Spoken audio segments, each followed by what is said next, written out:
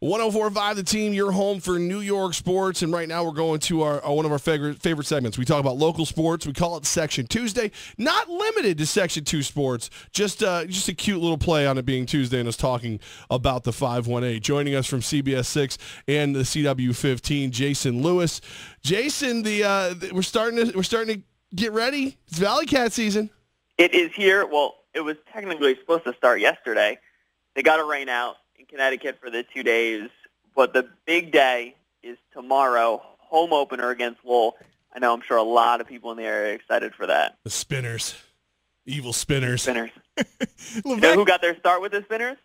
Was it Pedroia? I'm not sure. Who was it? This is going to make Levack cringe a little bit. Mookie Betts. Yeah. Mookie Betts, that's right. Hate Mookie Betts. Lowell, Mass, the Pride Irish Mickey Ward from Lowell, Mass. If you remember that movie, The Fighter, that's where he's from. There you go. Yeah, it's hard to get a vibe on the Valley Cats because they're a minor league team. What is almost the success for the Valley Cats? Is it wins and losses? Is it attendance? Is it having the best atmosphere for the fans here in the Capital Region? I mean, we know they always have a good atmosphere. They're going to get people to come out.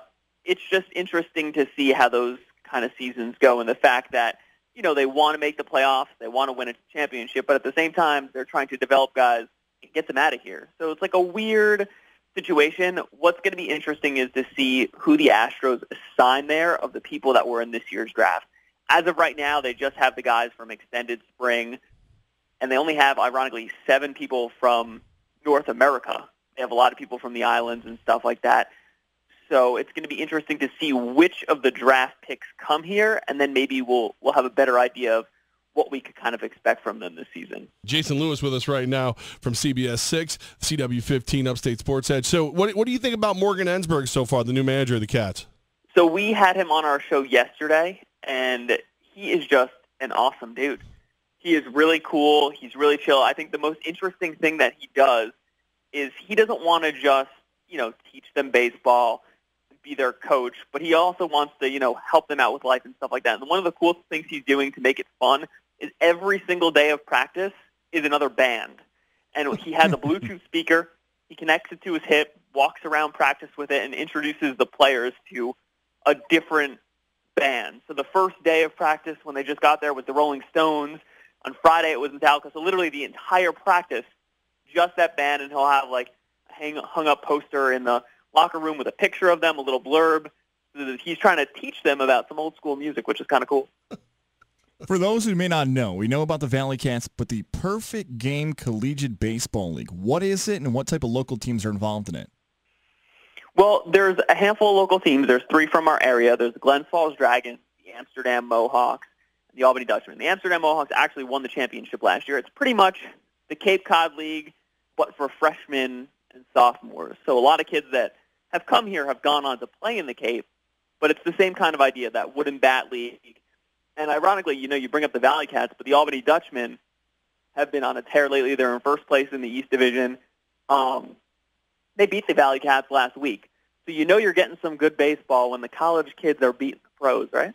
Absolutely. They beat the Valley Cats. I mean, if they're beating the Valley Cats, we might be talking about these guys getting drafted higher like the Cape Cod League that you're talking about. We could be talking about top 5 first, second, third rounders playing right here in the Capital Region.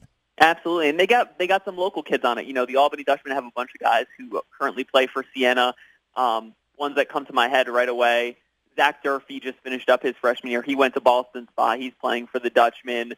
Nick Bruno is also playing for Siena. He went to Guilderland. He's playing for the Dutchmen. The Mohawks have guys like Chris Hamilton, who graduated from Chalmont. He's playing at Stony Brook, and then Ben Anderson is also playing for the Mohawks this year. And we know that name, obviously, because of his older brother, his twin, Ian. That's right. Maybe he is his older brother by a certain amount of hours and minutes and things like that. You bring up all these local guys playing at the collegiate level here in the PGCBL and also some in the professional level. We just saw last week guys like Kevin Smith and others getting drafted in the Major League Baseball draft. It seems year after year the Capital Region's getting that love. We've been asking a bunch of people who ask you the same question. What does it mean that Major League Baseball teams are now recognizing the Capital Region as a pipeline for players in their organization?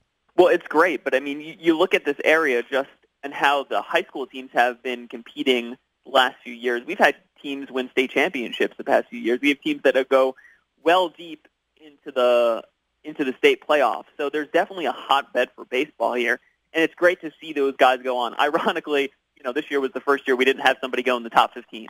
Still good talent in that aspect, and you see two of those guys doing big things on the big league level this year. Jeff Hoffman, who was drafted 3 years ago, 4 years ago now, and then Tommy Kahnle too, both from Shaker. I mean, they're killing it and dominating in the major leagues right now. Jason, what do you got? You got the Yankee game tonight. Your pregame show that you're going to do. Are you? What are your feelings like Gleyber Torres? I'm coping. Like I'm only mildly medicated. It's funny because at the beginning of the year, you're like, he's going to be up there this year. He's going to be up there this year. Obviously, we're not going to see that now. It would have been nice to have him come up. It's kind of like a bittersweet kind of thing because, just last week they were saying, I think it was Cashman who said that he wasn't ready. But then you look, Chase Headley has been doing better as of late compared to how he was a few weeks ago. But it would have been nice to, get him up maybe the end of July, August. I mean, he would definitely be a September call-up just to get him some reps up there and see what he could do and see if third base was something that he could handle. Because obviously with Didi playing at short, I don't see Gleyber overtaking Didi in that aspect. But hopefully, I guess it's a blessing that happened earlier in the year, so come spring training next year, he'll be ready to go. I agree, but the medication has been flowing in this studio. I don't doubt that whatsoever. Yeah, Dr. Jack Daniels has been taking care of me, Jason. We'll be all right. I think it was you who said it earlier in the season, or somebody said it to me, that they expected Gleyber to make the hop to the big leagues before Clint Frazier. Yes. So now it's going to be interesting to see, how soon maybe Clint goes up, but with Aaron Hicks playing well. It definitely changes the story a little bit, but hey, all that matters is tonight, getting off this 6-game losing streak and making that go away. Mm-hmm. The blessing there is that Pineda's on the hill. He's had a little bit of a struggle this month, but he's been playing the best this month at home. Right.